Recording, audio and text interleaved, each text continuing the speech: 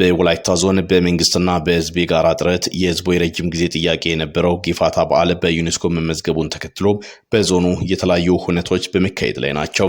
የጊፋታ በዓል በዩኔስኮ እንዲመዘገብ የዞኑ አስተዳደር የጊፋታን ሴቶች ማስተዋወቅ የሚችሉ ዘርፈ ብዙ ስራዎችን መስራቱን የገለጹት የወላይታ ዞን ዋና አስተዳዳሪ ረዳት ፕሮፌሰር ሳሙኤል ተሰማ ይህ ጥረት ተሳክቶ ለዛሬ እንድንበቃ ላደረጉ ሁሉ ምስጋና ይገባቸዋል ብለዋል። የዞኑ አስተዳደር ጊፋታ በዩኔስኮ እንዲመዘገብ በየጊዜው የተለያዩ የባህልና የቋንቋ ሲምፖዚየሞችን በማዘጋጀትና የአካባቢው ተወላጅ ምሁራንን በጉዳዩ ጥናት እንዲያደርጉ በማስቻል የበዓሉ አከባበር በመላው የብሔሩ ተወላጆችና ኢትዮጵያውያን በዓለም አደባባይ እንዲደምቁ መሰረት ጥሏል።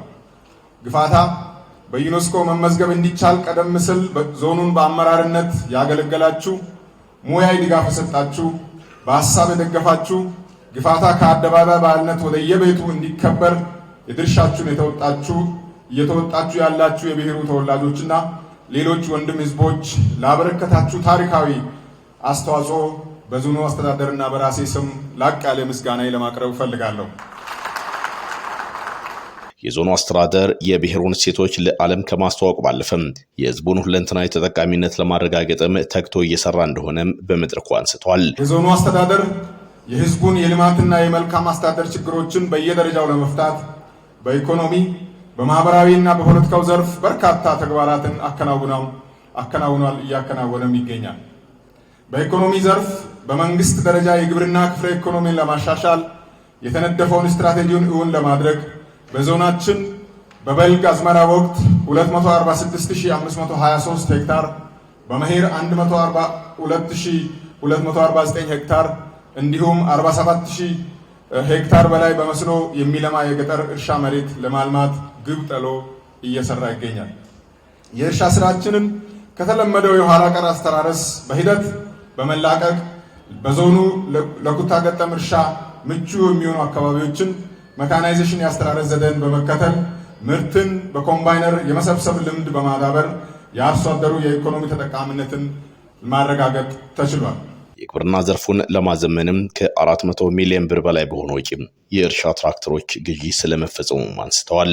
በምግብ ራሳችን ለመቻል የሚደረገውን እንቅስቃሴ ለማጠናከር ከወላይታ ሶዶ ከተማ አስተዳደር ጋር በመሆን ከ400 ሚሊዮን ብር በላይ ወጪ የእርሻ ትራክተሮችን ማሽን ግዢ በመፈጸም በወላይታ ልማት ማህበር አማካኝነት በዞኑ አንድም የማይታረስ መሬት እንዳይኖር ጥረት እየተደረገ ይገኛል። የአፈር ለምነትን ለማስጠበቅ ስነ አካላዊና ስነ ህይወታዊ የአፈር ውሃ ጥበቃ ስራዎችን አንጻር የእስካሁኑ ሂደት በዞኑ የተለያዩ ስትራክቸሮችን ከ76000 ሄክታር በላይ የተጋጋጠ መሬቶችን ማገገም እንዲችል ተደርጓል። ገቢ ለአንድ አካባቢ ኢኮኖሚ እድገት የጀርባ አጥንት እንደመሆኑ መጠን በ2018 በዞናችን 5.1 ቢሊዮን ብር በላይ የውስጥ ገቢ በመሰብሰብ የታቀደ ሲሆን በ6 ወር አፈጻጸም ከ2.7 ቢሊዮን ብር በየእቅዳችን 53% ማሳካት ተችሏል። በዞኑ ሁሉም አካባቢዎች ዞኑ ከሚያመነጨው ገቢ የተለያዩ መሰረተ ልማቶች ተሰርቷል። በከተሞችና በወረዳዎች ከህዝብ የተሰበሰበው ገቢ ለልማት እንዲውል በመንግስትና በህብረተሰብ ተሳትፎ ከ2 ዓመታት ወዲህ የኮሪደር ልማትን ጨምሮ የተለያዩ የመሰረተ ልማት ስራዎች የተገነቡ ሲሆን በጉኑኖ ከተማ ከ240 ሚሊዮን ብር በላይ፣ አረካ ከተማ 120 ሚሊዮን በላይ፣ በወዲቲ ከተማ